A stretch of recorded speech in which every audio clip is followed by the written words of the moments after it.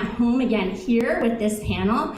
And we're going to start out with Mead Treadwell. So there's a few people in the beginning panel. We kind of joked a little bit about who's on a first name basis with everyone in this audience. And Mead, at least for the Alaskans, you're pretty much on a first name basis with everyone here.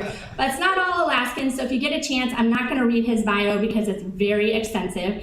But I will say that I have been working with Mead for, I don't know, 20 years or, whatever.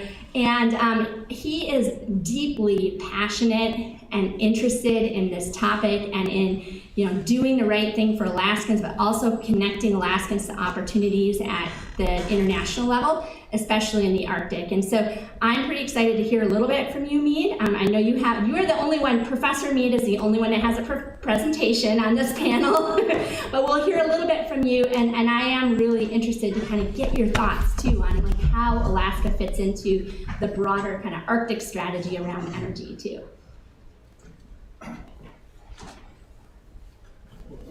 Don't forget your mask.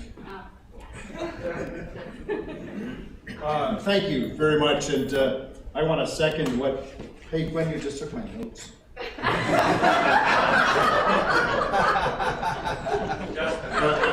I want to second what Gwen has said about the organizers. She herself and Clay Copeland are actually two of the most innovative forms of energy that we have in Alaska. There's no doubt about that. And Christina, whose last name I often mispronounce, Cordova, is a longtime friend. We've worked on Arctic issues for a long time. And Christina, if you're watching, thank you for all of you. It's also fun to be back in Cordova, which is really my other Alaska hometown. If you are stuck living in Anchorage, you gotta adopt a hometown. And I absolutely love Kodiak, Louise, the gem of the ocean on a sunny day. It's just so spectacular. I have kind of a hometownish thing in Petersburg and in Talkeetna. But Cordova is really my Alaska hometown. And I got to work here since 1989 and getting the Science Center started. And even before the Science Center, there were more PhDs per capita here than any place else in the state, and great pioneering people. And over the years, we've had the opportunity to work on tidal concepts, an ammonia study where I think we got $8 million, Clay, to buy some of your spare power, but we couldn't get the right ammonia technology when I was Lieutenant Governor. Obviously, what you've done with battery technology. I still want to see your ice dam work. Have you talked about that here yet this week? I have not. Oh, well, he's got a way to build dams out of ice that is just pretty special. I remember exchanging letters with Bill Ford about trying to make Cordova kind of the electric vehicle capital of the world. Wind sometimes, tides always, ground source heat pumps, biomass. There's just quite a bit of opportunity here, and it's great to have a community that's a pioneering community. What am I doing today? In a 44-year career, I've had 4 years in elective office, have always tried to be at that crossroads between public policy, private capital, and innovation. And today I'm on the board of PT Capital, which is the first Arctic-focused private equity fund. We don't have enough money in our mattresses in the Arctic to meet the capital needs that we have in the Arctic, and so it's very, very important that we be attractive to investors. I'm chairman of KELAC LNG, which is trying to export natural gas off the North Slope directly by icebreaker. And our customers are saying, sure, we'll take your CH4, but can you send us some NH4 or some H2? And can we send you back some CO2? In other words, we're very much in the crux of what's happening in the hydrogen transition. And then I've also been working on the Alaska to Alberta Railway, where we're looking at very many different kinds of energy export from North America to the Pacific Rim. So, as I say, I find myself at that crossroads. I'm not going to get into investment philosophies necessarily, but I'll just, I do want to say this before I get to a couple of slides. My public responsibilities in the Arctic, I'm co-chair of the Wilson Center Polar Program, and I'm on the State Committee on Research. And we're also doing an Arctic study on Commonwealth North. But before I get into the slides, I wanted to just quote my mentor, who was Walter Hickel. And Wally is known as the guy who built the Captain Cook Hotel, the state's second governor, at the time. He put together the pieces for Cordova, was later governor again in the early 90s, where I was deputy commissioner of environment for him. But he had a great hiring philosophy. In 1974, I walked into his office. He said, "I can't afford to pay you, but you can work here anyway." It worked. He had been, as Interior Secretary, really the last, the Interior Secretary had the responsibilities of our Secretary of Energy today, our EPA Administrator today, our NOAA Administrator today, as well as all the same responsibilities the Interior Secretary had. So he had a pretty unique perspective on managing common assets and the power grid of the country and so forth. And he liked to say that energy is not the villain, despite its externalities. Energy is the solution. There's an unusual tie-in, he'd say, between energy and poverty, energy and peace, energy and life. A civilization without energy is a civilization in slavery. And I think the first message I really want to say to all of us in the energy business is our job is to enable freedom. Our job is to enable communication. Our job is to, here in Alaska, to conquer cold, dark, distance. And don't let anybody, no matter what we're doing, whether we're burning coal because it's the cheapest thing in a very remote town, or pioneering hydrogen, which we're doing in places like this town, we are helping maintain a standard of living that we should be proud of as a civilization. Hear, hear. So, let me just also say that we have three big challenges in Alaska right now. As we heard in the last panel, we have the big challenge of cheaper energy because of our cold, because of our dark, because of our distance. We have to help reduce the costs of energy for Alaskans, for Alaska to be competitive. Reducing the cost of energy helps our fish sell better. It helps our minerals sell better. It helps our service facilities operate better. We have the second challenge with climate, which is we have to be on the forefront. And we have this special responsibility on the forefront. Why? Because power costs more here. And because power costs more here, we can test new technologies here that might not be as easily tested other places. And so we're very much on the forefront of helping to solve the climate problem. And then finally, we have the export challenge. We have an economy which is very much dependent on energy exports. And if you look around the Arctic, Iceland exports a lot of energy, but it's really in the form of aluminum ingots. They want to do power with direct current cable, but they haven't gotten there yet. Greenland is looking at direct current cable. If you look at the northern economies of Quebec and northern Ontario, a backbone of their economies is energy export through cables to the northeastern United States. We have yet to figure out the export problem, and just talking with my friend Gwen, we have to address all three of those problems at once. And I can just say what an exciting time to be alive. So what I wanted to show you is just a quick set of slides that's been annotated a little bit. I sit on the State Committee on Research, which, among other things, created the Alaska Innovator of the Year Award, and we award a number of those regularly, and Gwen is actually a recipient of that for the work that she's done on geothermal. But it's a group that comes together at the university to kind of help set an agenda for research in the state. If I can find the right arrows.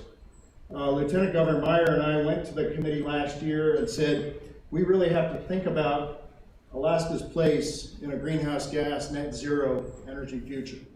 Because frankly, we're not talking about it enough as a community, and it's so important to us for the three objectives that I mentioned before. So we need to talk about it because we're a major energy producer, we're a major per capita energy consumer. There's a growing push for net zero GHG policies, and we're likely to hear a whole lot of that in COP26. I was joking last night that COP26 is equivalent of the world leaders getting together and saying walking is bad for the environment, so we all have to fly. but we don't know yet how to turn our arms into wings. We have lots to do to meet the goals that are going to be expressed, and we've got to figure out how to do it. We have a situation where we are a region of the world, the entire Arctic, trying to attract investment, and banks are arbitrarily ice-lining us, redlining us, saying we're not going to do anything in the Arctic. I was toe-to-toe with the Minister of Environment for the European Union the week before last, where he announced that he was going to save the Arctic by having Europe try to not allow any Arctic oil and gas production. And I said, did you ask the Alaskans? Did you ask the Norwegians? Because we're actually working on sustainability, and the gas we're trying to export is going to replace coal-burning power plants. And he wasn't very happy with that, but we made the newspapers. We have to lead an adoption of renewable and hybrid technologies, and there's growing funds available for this kind of research. So we said that our net zero potential is we can replace Asian coal and our other high emission energy production. There's new available technology to decarbonize natural gas. Any moratorium on production here just leads to market share shifting to other less responsible places like Russia. And our oil and gas production is among the lowest GHG emitters in the nation. So here are just a couple of ideas we threw out. One is a company that I'm watching in Australia called Hazer, which has a discovery made at the University of Western Australia that if you take iron ore at about 500 degrees and hold it in the same vessel as natural gas for 40 minutes, you get synthetic graphite. The carbon comes out of the natural gas as a sequestered graphite that's a very useful product for batteries, for many other things. And you get hydrogen, so you can put that right at the power plant. These are technologies we in Alaska need to be watching. This is just one of many studies of, you've got gray, blue, and green hydrogen. This is a coal to hydrogen project in Australia that the Japanese are funding. We need to think about that.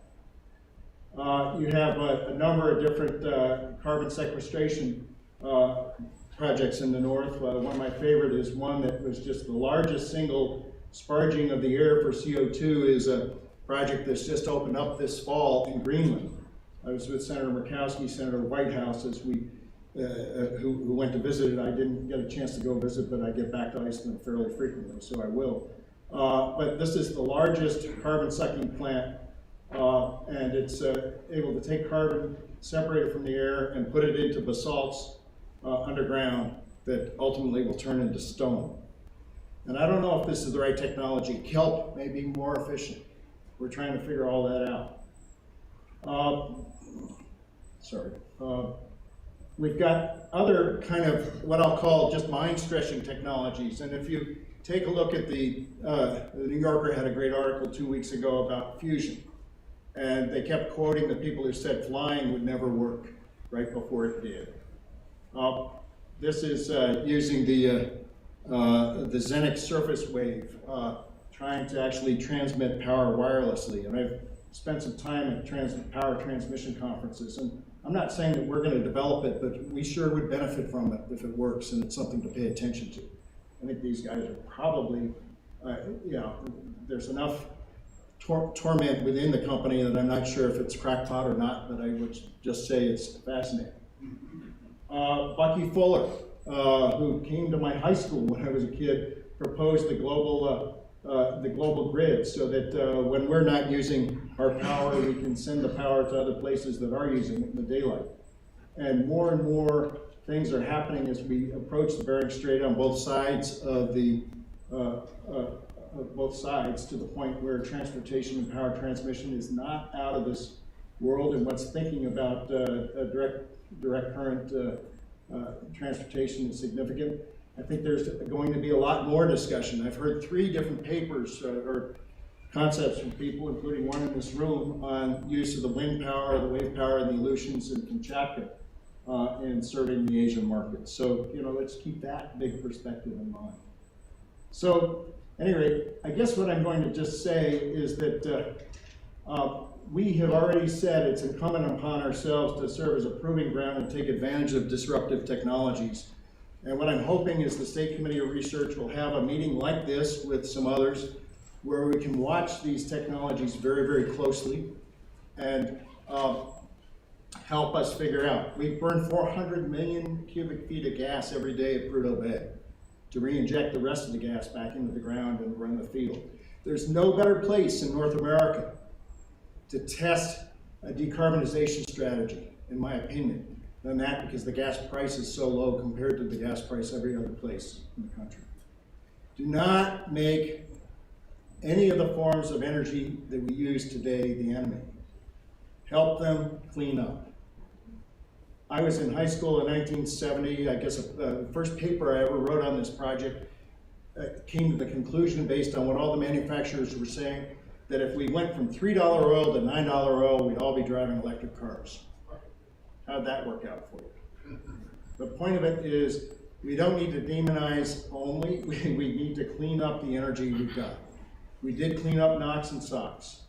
We got sulfur out of the air, coal. And now if we've got to get carbon out of the air, I'm sure we're going to do it. And let's work together. Thank you very much.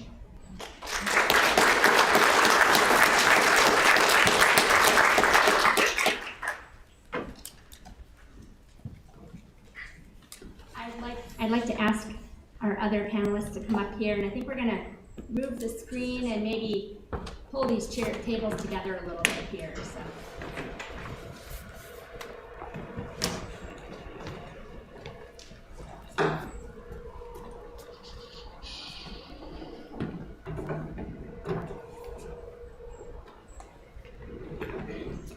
So my goal for this leadership panel is to spend the first little bit. I'm gonna ask our other three panelists to give a little bit of an introduction with a leading question that I'll ask of them, and I've encouraged them to have a little bit of dialogue or back and forth between each other if they so choose. But if there are questions from the audience, if you either want to bring them up to me on a piece of paper, or I'll go ahead and open it up to the floor. And Leif, I don't know if we have a roving mic that we might be able to take advantage of once we kind of get through this opening round here. So, Luis, I'm going to start by introducing you, our Speaker of the House. I'm sorry, I don't mean to be so informal, but I had the pleasure of meeting Representative Stutz for the first time last night, and I'm just really impressed with her passion for this state.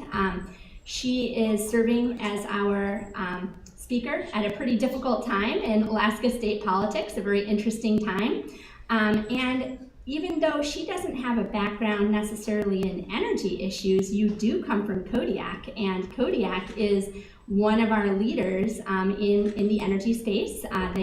For those of you that are not from Alaska, Kodiak is darn close to 100% renewables when it comes to electric power, using a combination of wind and hydro coupled with a battery, a flywheel, and now they're continuing to innovate and continuing to push the envelope with dispatchable boilers and heat pump technologies, and that's a utility that's really pushing the envelope. And so Representative Stutz, I'd be really interested in hearing from you. I thought Mead's kind of quote that he put up there with the state and the score, the science, the State Commission on research, the little, the very, very excellent report that they wrote in 2016 to build a fire. I'm going to guess not that many folks in the legislature have actually ever read that plan, but I think that his, that lead-in statement there, it is incumbent on the state to position itself to serve as a proving ground for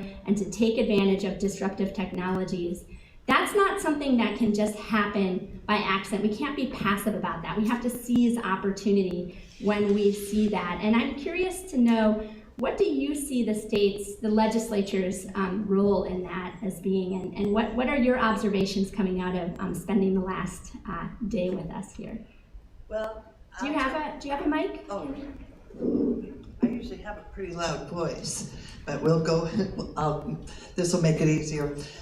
It's been very interesting, as I mentioned earlier. First of all, Clay, I really want to thank you for the invite, because it has really given me another vision that I didn't previously have.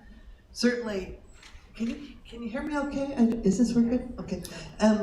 Certainly, I have taken for granted Kodiak's ability to be a leader in renewable energy. And I've always said that we kind of lay a little bit of claim to Clay as well, because he started out at Kodiak Electric and then he came down here. But we're very, very fortunate, which is, of course, because of our renewable energy has allowed us to become a leader in industry and economic. It's been a huge economic driver for our fishing industry. We have about 5 now active processing plants for fish, and that's been made. Kodiak has become their home because they can afford to stay there because of the cost of energy.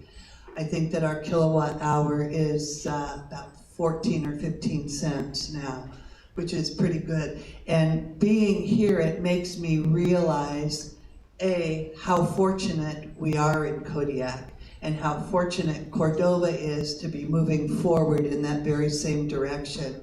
And B, how undereducated the legislature is on these very things. There's a lot of momentum that I've felt here with this conference that really needs to be spread amongst the legislature. I think that, as I said to Clay, it would behoove us here to bring some of our legislators down to Cordova so they can see things in action. They can see things happening, which allows for the expansion of these rural communities. I've had the opportunity to take legislators to Kodiak, and it's had a huge impact.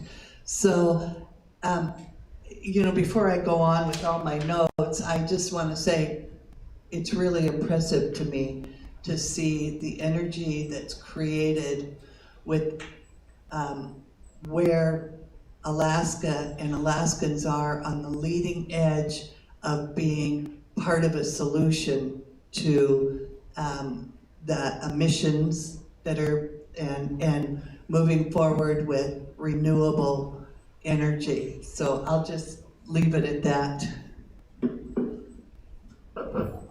So Katie, you joined us for our opening panel. We really appreciate you taking the time to come up here. You came a day before this conference started.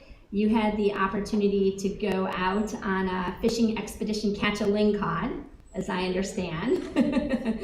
And you also grew up in another oil or energy exporting state in West Virginia. And I'm really curious, this is your first time to Alaska. You are the Vice President for Corporate Affairs for the Electric Power Research Institute, which is a large organization that works with the utilities on research in the energy space. What are your observations? What are your takeaways from this conference? And where do you see opportunities for Alaskans to work more with EPRI in the future? Thank you all for welcoming me here, and thank you for that great question and Treadwell. So I was trying to think about how lucky I am to be here and the experience that I've had from the moment I got here and the luck that I had with fishing, but also just to see firsthand and meet the wonderful people that are here and the leadership all the way up to the governor and now you, Louise. So there's 3 things that I was thinking about. One is, it's curiosity, crazy, and cooperative. So those are the 3 things that I think of, what I've observed since I've been here. And so I'll start with curious. It's your curiosity that drives you to find these innovative solutions. It's never, wow, that's not really gonna work here. It's, I'm gonna find a way. Somehow I'll figure it out. And so I'm just amazed. It's a culture that I've seen, like we thrive with that, I think, at EPRI, but it's something that you just don't see, especially in a small town. Like everyone has this curiosity. So I love that. So I have to mention crazy because I've been called crazy. I've swam the Chesapeake Bay, it's 4.4 miles across, which pales in comparison to mushing like you do, or the woman I met last night who walked, you know, from I forget where, Seattle to all the way, like it's just, we don't think we're crazy, but the rest of the world might. But it's that crazy that wanting to do more than the average person, maybe the 1% or the 0.5%, that really drives the innovation even further. It just makes us different and go a little bit further. And I was thinking about Kodiak, and you know, a lot of the world, we have the technology to get 80% renewable in many places, and we talk about how hard it is to do that extra 20%, and look at how close Kodiak is. But even that last couple percent, that's really gonna be hard. But look, Alaska's getting there before everyone else.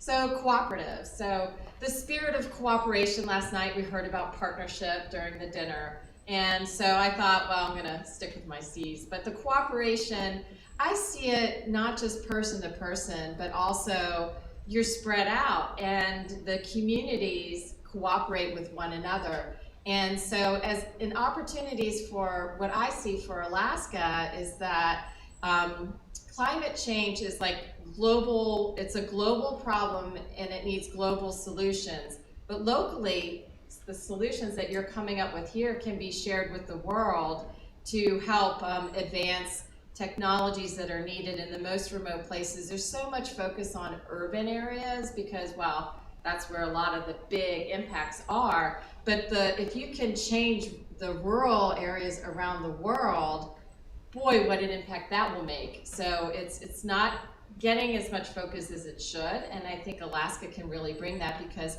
if you do more demonstrations, and now with video, Clay's done some great videos, that can help share it with the world on the global stage. And so I guess I'll stop there. So I could go on and on, but again, it's curiosity, crazy, and cooperativeness is what I've witnessed here. It's so exciting, and I'll just close with, I'm going to COP26, and my email is in here. If there's something you want people to know about Alaska, email it to me. I promise I won't spam you. Just send it to me, and I would be happy to convey it. We're running a panel with Secretary Granholm. We're meeting World Energy Council, many world leaders when we're there, and I'd love to be able to talk more, not just personally about what I learned, but any messages you'd like me to share. So thank you. So I'm going to ask Clay to chime in here. So Clay, I mean, first of all, if any of you want some fodder for some fun conversations with Clay over a beer at some point in time, or while you're catching lingcod with him out on his skiff, ask him a little bit about a file that he has in his file drawer called Fault Magic. Or ask him about how he's managed to run his hydroelectric generators above their rated capacity, and how he showed Greenland, Nukissufit, the utility there, to do something similar. So Clay, I'm curious, where do we go from here? Now, so we do have expertise here in Alaska. We need to continue to learn from other places and continue to be able to innovate here at home, right? But this is not the only place where there's exciting things happening, where people are pushing the envelope. I do think we have this unique set of circumstances or resources here, and Mead kind of alluded to this, like our people that are so willing to push the envelope and think creatively and move quickly when the opportunity arises. You are one example of that. There are a lot of Alaskans like that. How do you see Alaskans continuing to connect into like this global community that's moving forward with these energy transitions? Like, how do we get Cordova to 100% renewables, and how do we get our other communities at least close to there? So use your mic. Well, You got to use the mic. So a lot of questions there. The wheels are spinning. Thanks to you, Gwen, I've had the opportunity. Gwen has really been instrumental in having her wide field of vision across Alaska to start seeing what they're doing in Kotzebue, what she was doing in Chena Hot Springs, what Cordova is doing in Cordova, what Kodiak's doing in Kodiak, and started realizing that this is special. And Peter Asmus, who spoke earlier this week from Navigant Research, recognized that Alaska has a sixth of the world's microgrids. So part of that's by necessity, and we've been doing this a long time. In Cordova, we had central power in 1907, 40 years before my Kansas homestead did. And so we've been in this space a long time, and what Mead's pointing out here is that the first thing is look at your toolkit. What are you good at? You know, we want to go somewhere, but you know, strategy, and I consider myself a strategist, is knowing where do you want to go, what are the opportunities you have, what's standing in your way, how do you connect the right people in the right place at the right time, moving in the right direction to do hard things, because that's what we have in front of us. This isn't easy stuff. Kodiak didn't become 100% renewable overnight, and it took a huge lift from the state to build the Terra Lake Hydroelectric project to take that big, giant first step most of the way there. So we have a skill set in this state, and it's in this energy space, and it's a place where others want to and need to go, so we need to recognize that and leverage it. And how do we do that as a state? I think we're already doing it. I mean, we have that innovation, and it's not just in energy, it's also in seafood. It's in manufacturing clothing in a garage that, you know, 20 years later is a storefront that employs 15 people and is, you know, migrating from a national brand into almost a global brand. And so the Salmon Sister, going on and on about the innovation, the curiosity and craziness that's leveraging itself. So we need to get that message to our leaders. I think I'm hearing that from Louise. She's gotten just in this one conversation a little bit of insight. We need contractors in this state to work with the utilities to deploy these technologies that can change the game for energy costs in our homes, using the energy that's right in our doorstep, in the air and in the ground and in the water. So there's a lot of dots to connect here, and we need a pathway to capitalize on what we're doing. Cordova Electric converted 100% of our power lines to underground and submarine cables. 40 years it took to do that. We already started with a pretty good chunk of that done. We've learned a lot of things along the way. So Puget Gas and Electric is going to put $10 billion of underground power lines in. You think that we can't save them? A tenth of a percent is millions of dollars. Let's grab some of that resource that we've earned the hard way. Let's help them in what they're doing. Let's get some of that money in our mattress that Mead was talking about. Give ourselves some resources to leverage what we're already good at, and run with it. I have my own mic. Okay, do you have a mic that we could? We have to grab one of those. Okay. Can you give one to Leif? So if anyone has a question, I do really hope this can be a little bit of a conversation between all of us.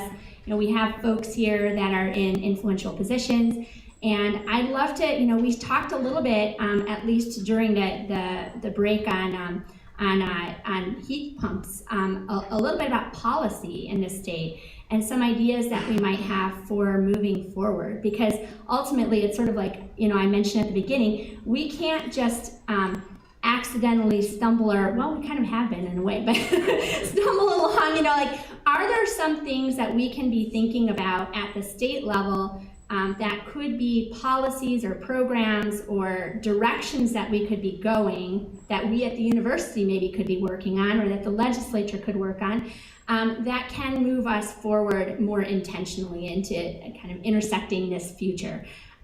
Does anyone have any thoughts on that, or do you have any other questions for our panelists here? I'd like this to be a little bit of a dialogue. But I'm going to start out with the four of you. Do any of you have a question for somebody else on the panel that you would like to ask?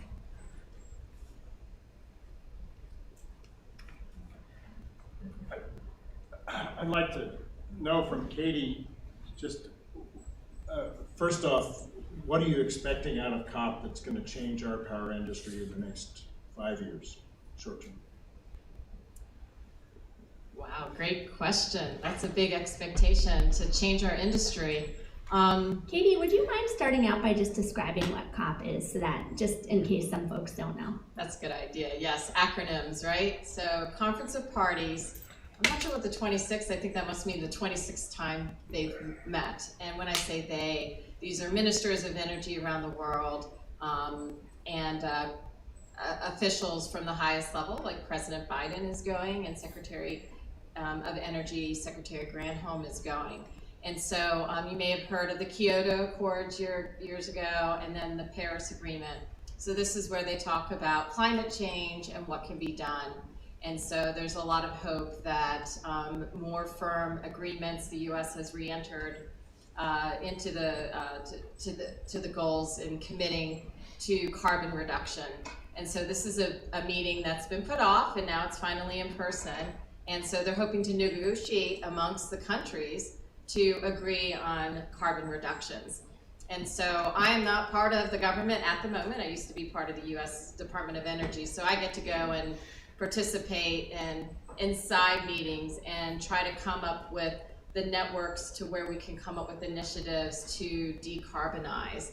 And so, what my hope is that what we can agree on, and maybe it's my bias because I'm in a research organization, but it's been the thing that has changed the world, and that's doubling down on innovation. And if we can agree that if we unleash that, the policies that come out of that, I think Clay had mentioned, policy just trails behind all the time, and sometimes it even gets in the way. So I think that if we can say we're going to invest, we're going to give it a try, we're going to, because our industry is sort of risk averse, right? We got to make sure the lights stay on first and that it's safe first. But let's push forward on that and agree on a breadth of technologies so that we don't shut some of them out. Like if locally this is a resource you've got, you should be able to use it if you can figure out a way to do it in an environmentally sustainable way. So thanks for the question.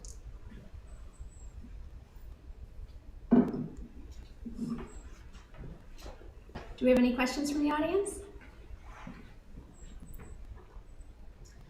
Thanks very much. And kind of dovetailing on the COP26 discussion and harkening back to the first morning that we had here on Monday, for those of you who weren't able to attend, we had some of those, essentially the wedges, the sustainability wedges of decarbonization in relation to those nationally determined contributions that are part of the COP26 and prior COPs. But one of the things that was evident to me is that we have a long way to go with those nationally determined contributions. There's still a lot that needs to be done in order to get us down to that 2 degrees Celsius, let alone that 1.5 degrees Celsius or below 1.5 degrees Celsius. So this comes back a little bit to something, Mead, that you mentioned around how do we identify mechanisms to decarbonize if we're looking to do that, as we did with NOx and SOx, as you mentioned. So from a policy perspective, I'd love to hear perhaps the response from all of you from the different perspectives that you have. Perhaps at the federal level, is there, Mead, a mechanism that you prefer, a policy mechanism, that's either regulatory in nature or maybe more of a market-based signal? And then at the state level, absent federal legislation, and certainly that's in discussion as we know right now down in DC, and if it's a standalone bill, it seems like lower likelihood. So at the state level, is there something that can be done in absence of federal action? Industry perspective there, if there's a preferred mechanism, again, to spur innovation and not get in the way of some of that innovation perhaps. And then at the very local level, what would help here in Cordova? So that's a broad question of policy, but hopefully responses from all of you.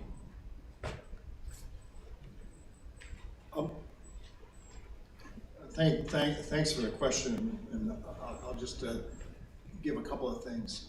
As I mentioned, I'm trying to help solve the mystery that has been a 50-year mystery in Alaska of how we're going to sell our gas off the North Slope, the largest conventional gas reserve in North America.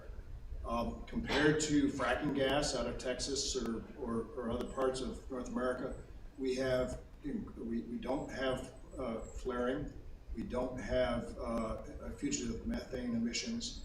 We are closest to the market of any place in North America. The cold makes it making LNG efficiency. So we start kind of further up the green LNG scale as anything else.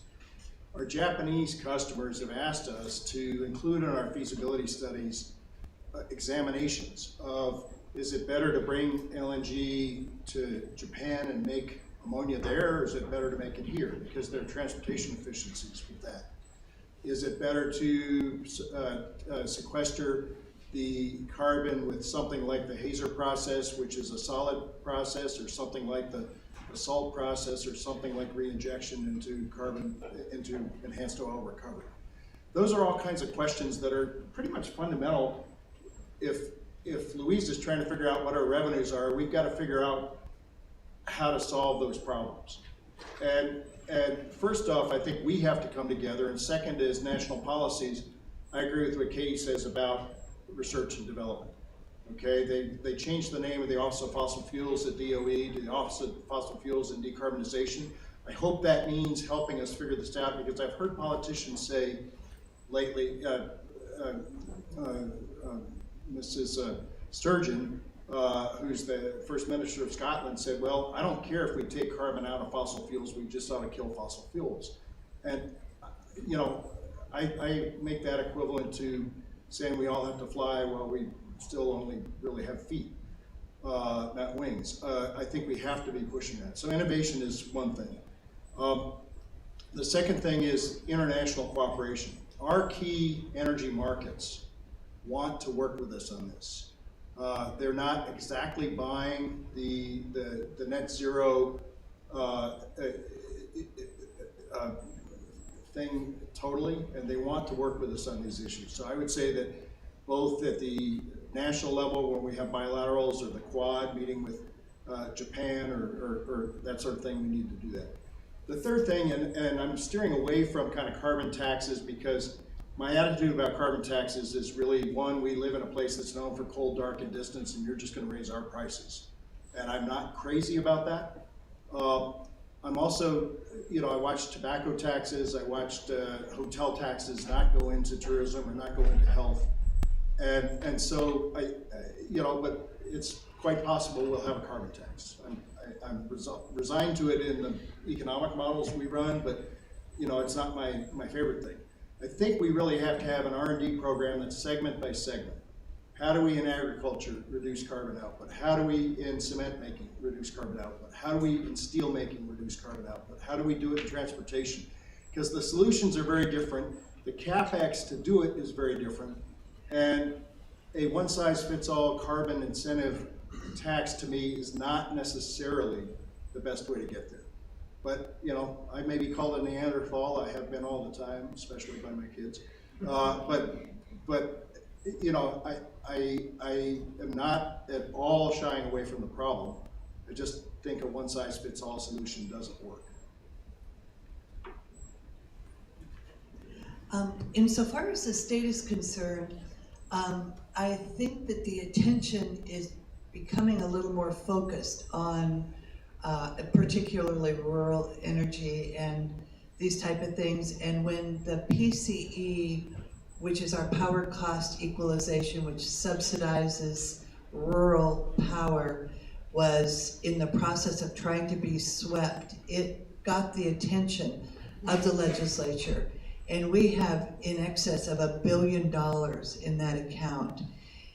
And the conversation now in the legislature is, rather than just appropriating these funds to the utility companies, is helping the utility companies use those dollars to make rural Alaska more efficient in their energy. And there's even, I think, a tendency towards expending some of those dollars in that capacity, whereas usually it's pretty hard to get them to shake loose of that money. So I think that's a real positive. I'll just chime in before I hand it to you, Clay. That's all right. So you got me thinking about, you made a very good point about, EPRI's done some studies that show from, like there's so much focus on the power sector reducing their carbon, and once you get past even 66%, if you're not looking at the other sectors, it really becomes less cost effective. I mean, we certainly want, it's a good goal to try to get to what we call like a net zero, but we think of it as an integrated energy system, and that's something that EPRI's been thinking about for a while, and I've seen that here, that kind of thinking here in Cordova as well. But there's so much opportunity in transportation industry and others, and so what I would like to see is policies that's just say, okay, yeah, good, utility, electricity sector, but it's energy we need to be thinking about, and it needs to be all sectors that have to do the decarbonization, not just power. I'm going to get way up in the air and kind of push a little bit on policy and what it is, because I don't think we're setting a lot of policy. I think we're setting a lot of partial policies, a lot of half policies. To me, a policy has to be very broad, has to be all-inclusive and universally beneficial maybe. And it needs to be simple and digestible for any level of education, and that's to get broad-based support. Then you allow or align or create incentives or get out of the way and let that policy take shape at a very localized level.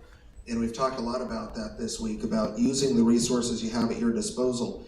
So as an example, our national immigration policy, and this goes right back to the founding of this country, and whether you're a 5th generation immigrant and part of your family is a 50th generation immigrant, but if our national immigration policy is, if you want to come to America and be an American, we're going to make it easy. No $50,000 of legal fees, no 10-year wait, no, but if you want to come to this country and harm it, we're going to make it very hard and maybe even a little painful to do that.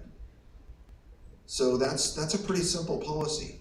And if you start putting the pieces in place that line up with that policy and make it happen, you end up in a different place. It's way too hard to get into this country. We're on the Asian Rim, and I have friends here in Cordova that have spouses from the Philippines or around the world, and it is way too expensive, way too hard, and way too difficult. We're creating the wrong incentives for people to sneak into the country if they want to be here. And frankly, losing kind of control of who's here and who isn't. Give me your tired, your poor, your huddled masses yearning to breathe free. So, energy policy, what are we trying to solve with that problem? What's the end game? To be interactive, what's our single largest spend in this country? Where are we putting all of our resources into? 20% of our GDP. Anybody? No? Health. Healthcare. Medicine. So what underpins good healthcare? Pharmaceuticals? Clean air, clean water. So what does that look like? Do we set it carbon? When's the last time someone died on carbon, breathing carbon? I don't know. It's first grade chemistry, right? So, but if we have an energy policy that says we're going to have clean air, clean water, and we're going to have affordable energy, then maybe that's maybe not the universal policy, but it's a step in the right direction. But what does that look like? If you live in a rural community in Alaska and you're using coal, and that coal is providing the resources to filter your air or have clean water and so forth, then that is a localized solution that is allowing people to have a quality of life there. So if the end game is to have quality of life, then trying to set one universal policy around one little tiny narrow metric maybe isn't the way to get there. I mean, you can have your big urbanized areas and have a big sweeping policy, but if you try to say this policy is the standard and everybody has to line up behind that, it's just not going to work everywhere. So again, a policy is a guiding thing, and then you have to allow people to try to get as close to that as they can with the resources they have. So I think we need to start asking our policymakers to have policies and not going to them and asking them for specific solutions. Can't tell you how many times I've been back and forth to the state legislature, and they keep asking us as the utilities and the communities, Governor asked it, what do we need for a policy? Where should we be pointing here to get your communities and you where you need to be? You're the experts, you're the energy experts, but we go to them and ask them to write the policies. I don't think we should be doing that. I think we should be crafting policies and ask them to set the vision. So, absent other questions from the audience, I'll ask one, and it looks like we've got one over there too. But one question I do have for this group, Katie, you and Mead both alluded to innovation as being something that you're excited about and that you'd like to see more of. I know Clay feels that way as well. I'm curious to know, like, most of the real innovation centers that we've seen grow up in this country or globally have all been sort of centered around a strong research university or a series or a network of research universities. And so I'm curious to know, and I will admit this is a bit of a self-serving question, what do you see the role of a university? Katie, you're not that familiar with this in Alaska. for the rest of you, yeah, our university system here in Alaska, we do have a strong research university. UAF generates $120 million a year in research revenue. I think UAA is another 25 million, I'm not quite sure. So we have a strong research university, but when you look at, for example, ASAP's core budget, we have 55 researchers that are spread between Fairbanks, Anchorage, and Juneau. Our entire state budget is $500,000. And so what that limits us in terms of what we can do is working on problems that are specific to this state to move us forward. We only have funding to work on funded research projects that we've won through mostly federal sources, some private sector partnerships, but it's very difficult for us to work on really moving the state forward because most of our funding is tied to national priorities. And I'm curious, in general, what you think in terms of where the university fits into this and like how we can leverage our university and what your expectations are, what you would like to see the university be doing better or differently so that we can be more part of the solution moving forward. So I don't know who wants to start with that, and then we'll move back to audience questions. You can start. Yeah, so Gwen mentioned that we've been working together for many years, and I'll confess that the dog who sleeps on our bed came from Gwen's team. I consider Gwen an innovator and provider of energy and fitness for me in all respects. I don't know what your budget should be. Okay, what I do know is that you need to be the best pilot fish for bigger fish that we can be.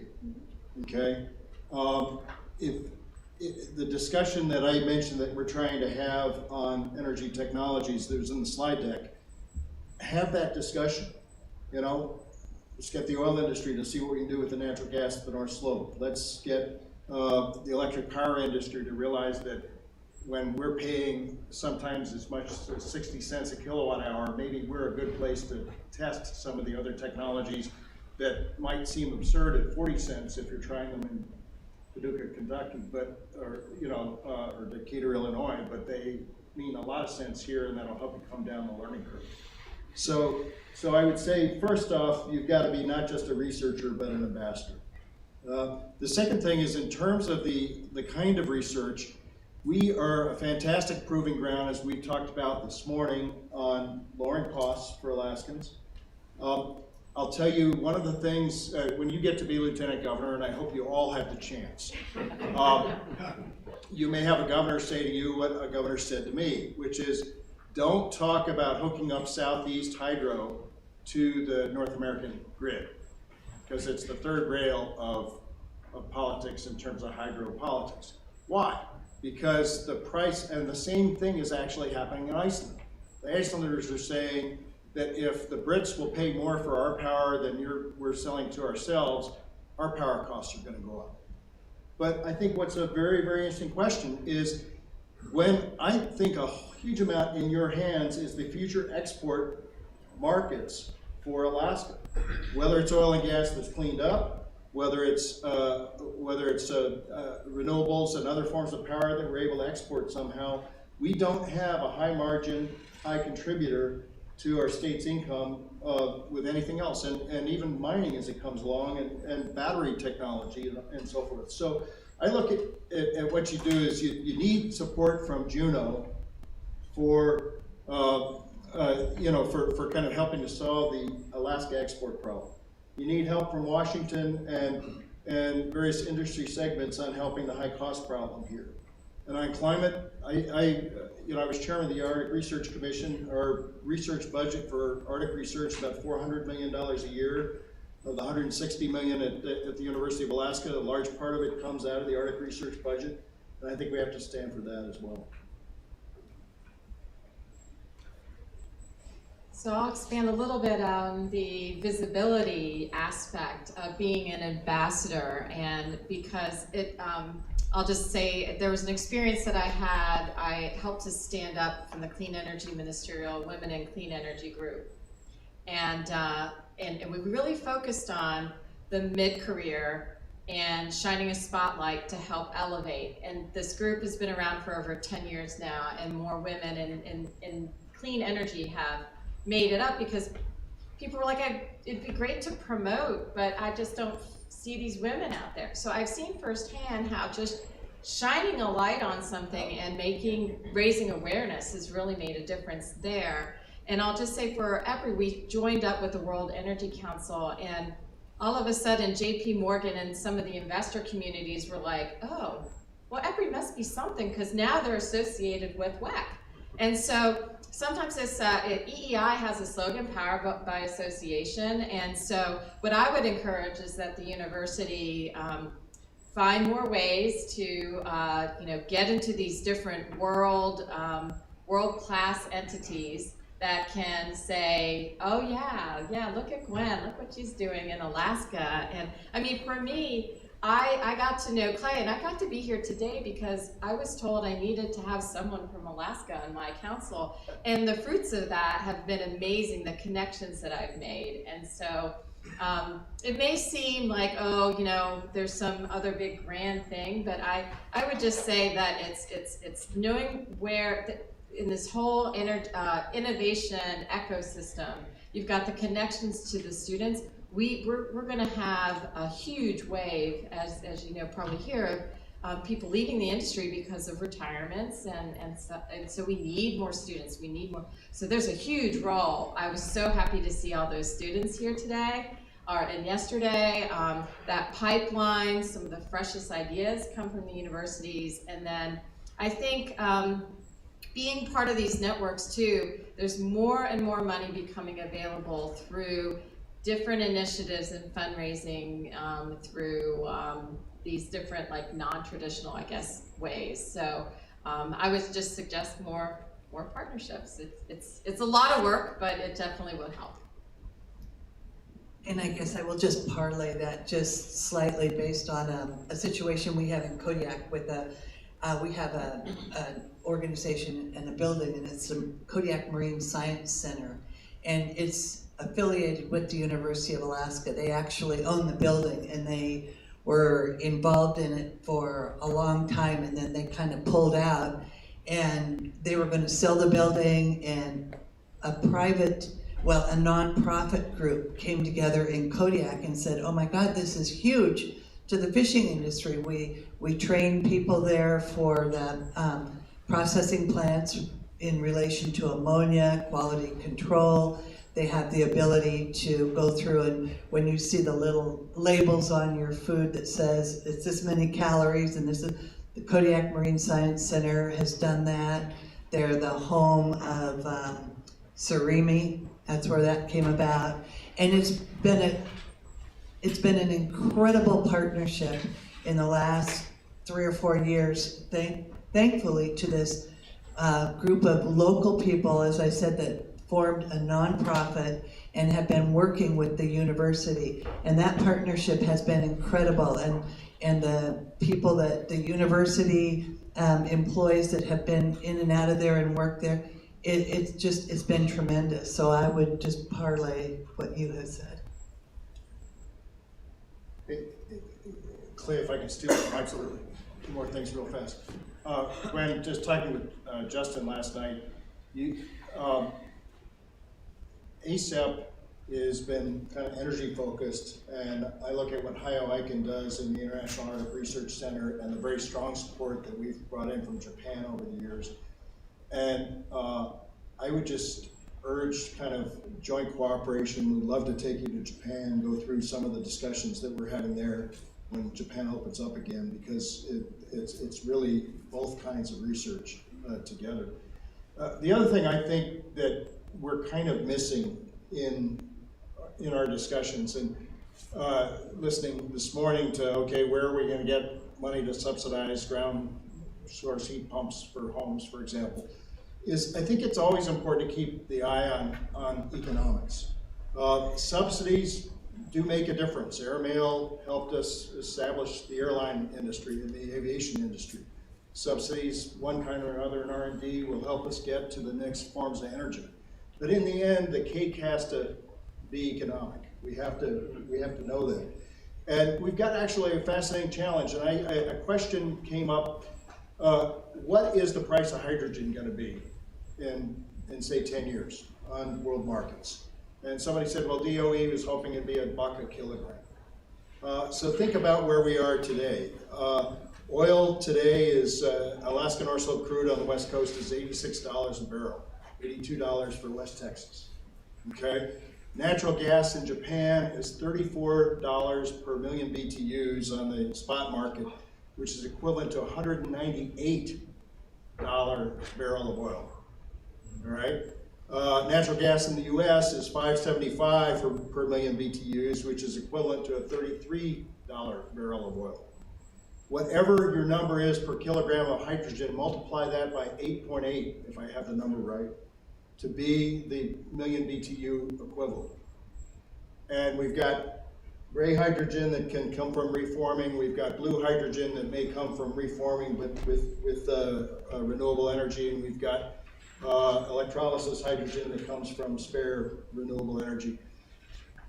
All the way along, and then we've got greater efficiencies with hydrogen, so maybe the 8 million BTU equivalent comparison with gas isn't there. But we don't really, Alaskans are pretty good. I would imagine, Madam Speaker, that you know what the oil price means to the budget you've got to spend. I certainly do. All the time. We got to start thinking about the price for hydrogen, the margin for us on this. We got to start thinking more about the margin for natural gas. And I would just say that one fundamental thing you can do as a pilot fish is make sure that we understand the emerging economics of new energies. Education. So for Representative Stutes, I had a student loan program when I went to college in 1984. I could go to college in-state, out-of-state, but if I came back to Alaska and worked in the field I got my degree in, engineering, I got a 10% a year forgiveness for 5 years. You think the incentives for student loan debt have not gotten less, but that's a really strong incentive. I was told kind of anecdotally the reason that collapsed is way too many defaults. It was costing the state a fortune, so they just kept reducing the eligibility. So now it's kind of education and nursing, I think. But so that's a really good way to build pipelines for the talent that we need, whether it's computer programming, whether it's engineering, whether it's welding, pipe fitting, all the above. But aligning our state's strategy and opportunities with our education system, I think, will help a little bit. And because I like to be a little disruptive in these conversations and love to disagree with Gwen, I really wonder if economies built around universities or universities came to economies. I would bet that the mining industry was exploding in Alaska and they needed to know what's the latest state of knowledge. And so they built the university at Fairbanks, the mining university, and then they kind of became a clearinghouse for all the innovation that was happening around them. I mean, to me, education is learning what's out there and it's learning to learn. But I think a lot of the innovation, and right now it's happening in energy, the innovation is happening in the small communities and the large communities, and really that should be collected and disseminated by the universities. So, and then I think that universities can take the next step. That Fish Tech Center in Kodiak, you already had the fishing industry there. That's what attracted the Fish Tech Center. They said, hey, we're catching all these arrow-toothed flounder and we don't know what to do with them. They're mushy, there's no market for them, but we're bringing them in by the tens of millions of pounds. And so then they married the technology and the lab work, but the market knew what it needed. It was a problem looking for a solution. Said we need them to be firmer, we need them to taste good, we need to be able to have them flexible. So surimi, you see it everywhere, and it's got that base, low value, high volume product that you build into something better. And so those are our opportunities in energy. This is some of the things we're doing. So just to touch on, Mead put the teaser in there about frozen ice dams. And so here's another pressing need. It costs so much and takes so long to permit a hydroelectric project. You have to import, all the cement in Alaska is imported from Seattle. I have special containers that all come up full and go back empty to handle that powder material. But we've got to build concrete and steel. We got to dig down, divert a whole creek or a river while we're building the dam, then put it all back. What if we used Alaskan technology, a lot of Alaskan patents that we learned how to keep permafrost frozen, We learned how to build ice roads. We learned how to build ice platforms. We have one of the 2 frozen ground companies in the United States is in Anchorage, and it has done frozen projects all over the world. Russia, China, Oak Ridge National Laboratory campus, where they help make an ice curtain to help contain their old generation nuclear there. And so Oak Ridge National Laboratory put out the call for hydropower foundations. How can we do this better? I said, why don't we just drill holes in the ground, freeze whatever's there. Turns out it's often very low moisture content, the compressed stream beds we have, and build a dam on that. One step. You go out in the field with the drills once, instead of going out and drilling to see what's there, then coming back, then doing a design, then going out and excavating. So there's one simple thing that use your local resources. It's mostly labor, and so that creates jobs and opportunity. So that's just one little lever. So now talk about the parasitic load. Yeah. Yes. So the parasitic load is minimal. Right. Once you've built an ice dam. Once you freeze something that stays frozen. The English were trying to get their bombers over to Germany and they couldn't reach, so they had a Habakkuk project and froze, Admiral Pike froze sawdust and made a great material. It's almost bulletproof, by the way. So, but by the time that technology evolved, the bomber reach had expanded, so they stopped. So when they unplugged that 1/6 scale aircraft carrier in Lake Victoria, it took it 3 years to thaw out. So very safe, it stays frozen, but then think about the end of life. Look at what we have to do to remove a dam that's past its life or usefulness now. You've got native materials you started with, you've got native materials you're leaving behind. Let the thing thaw out, pull your frost tubes, walk away. Absolutely revolutionizes a technology that hasn't changed in 100 years. George, is that you over there? Who's got the microphone? I don't have the mic, and I think time is away, so. No, George, that's your question. I think we have 15 minutes, don't we? Clay, excuse me. You do have 15 minutes, but the shuttle is going to be picking up at 11:55 at the hotels. So anyone who is catching a plane, we recommend you grab your lunch and get prepared, and then we'll feed the rest of you. And if you want to stay and there's someone who can carpool, that's another option. Thank you, Kathy. Keep me in line. So in Alaska, in the United States, in the lower 48, energy burden is defined as 6%. I'd like to find a single community in Alaska that has an energy burden of 6%. And so we're in the double digits almost everywhere. And that's just looking at electricity costs. When you start bringing in heat and transportation costs, we're like over the chart.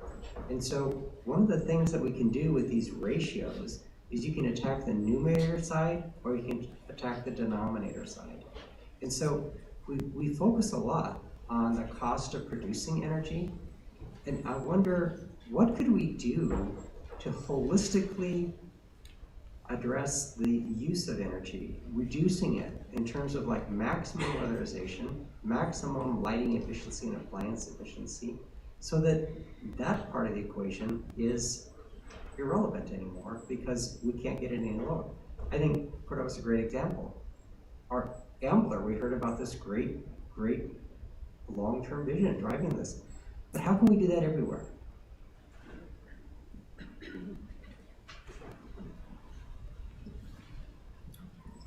Oh, I think that's, I mean, again, the kilowatt hour you don't use is the cheapest one.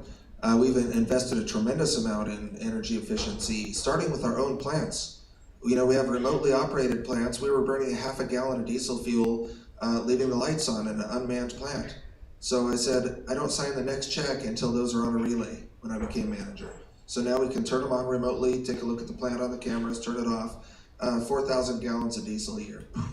Same with our operations center, leaving 400-watt lights on all day long, all night long. It made sense when we were having outages and the crew needed to show up and be able to find the wire and everything in the dark. But once we were 100% underground, we'll go a whole year without the line crew having a single outage. So, you know, those lights, 10 400-watt lights, there's another 1/2 gallon of diesel every single hour, all winter long. So, very important. However, our energy needs are growing. Fish reminded me that when he was a kid looking at the oil problem, even with all this conservation, all the great strides we've made, the global energy demand is growing exponentially, even with some of these efficiencies. So as we look at beneficial electrification, I think looking at that whole energy picture is part of that answer. Again, if you can have diesel fuel and heat 90% efficiently, then make that the last thing, fossil fuel you get rid of. Take the 30% efficiency you're getting in your internal combustion car and tackle that first with an electric vehicle. And we need to do a better job of communicating that. Procter & Gamble says two-thirds of the energy efficiency in their carbon chain is the consumer, and wash in cold water and you just saved half of it. And they've got soap. The soaps have been designed to wash every bit as good, any kind of clothing, in cold water. The soaps are designed to do that. Find those soaps, use those soaps. You're just taking a huge bite out of energy and consumption. Well, I like what the Climate Housing Research Center does. I think we need to be, I'm not really crazy about calling for more command and control, but I think we need to put incentives in our housing codes that make sense. I shifted to all LED lights in my household, and it looked expensive at the time. It doesn't feel expensive now. I would like to have more efficient heating, and frankly, what was talked about today with heat pumps, where it does make sense. Frankly, I've looked for a contractor who can do this for my homes, and there aren't really enough contractors yet. So helping on that certification, I think would make a difference. But the other thing, I'm just going to say, because I'm going to go back to the energy replaces slavery argument.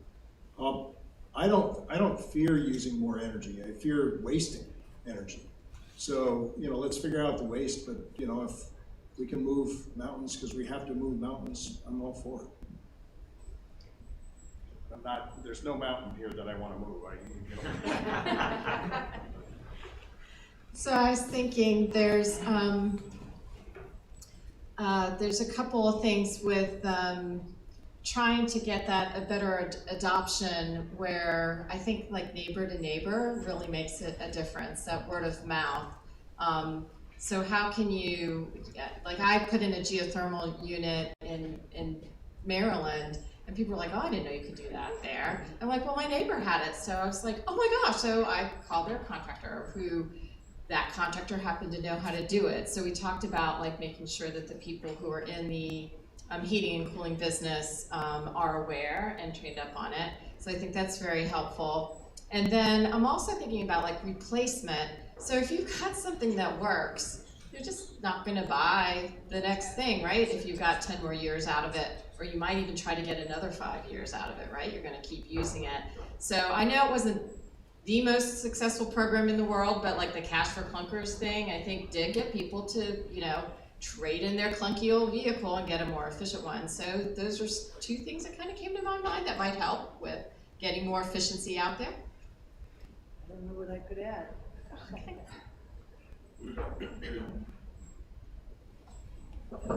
I think we're, pretty close to wrapping up here. I don't know if you, Representative Stutes, do you want to make any last comments to kind of wrap us up here, maybe? All I can say is I'm pretty excited because I think that Alaska is on the cutting edge of being instrumental and a shining star for the rest of the world, essentially, in our forward movement with being energy efficient and more green, getting rid of some of the carbon emissions. I think opening up the Arctic allows us, I'm excited. Let me just say that. I'm excited, and I want to say thank you for the invite.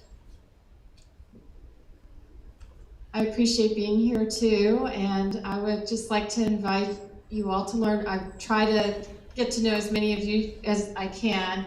We're part of so many different networks. There's a Low Carbon Resource Initiative that gets to hydrogen, and there's a technical resource network. It's free, it's universities, it's global, and if you want to know what's happening in hydrogen, state of technology and all that, it's available to you and you can find out more. And of course, if you really want to get into pilots, there's other things. But like I talked to Launch Alaska and part of the Incubate Energy. So that's like a fabulous, I was like, how can we get that electric boat thing to come to my town in Annapolis?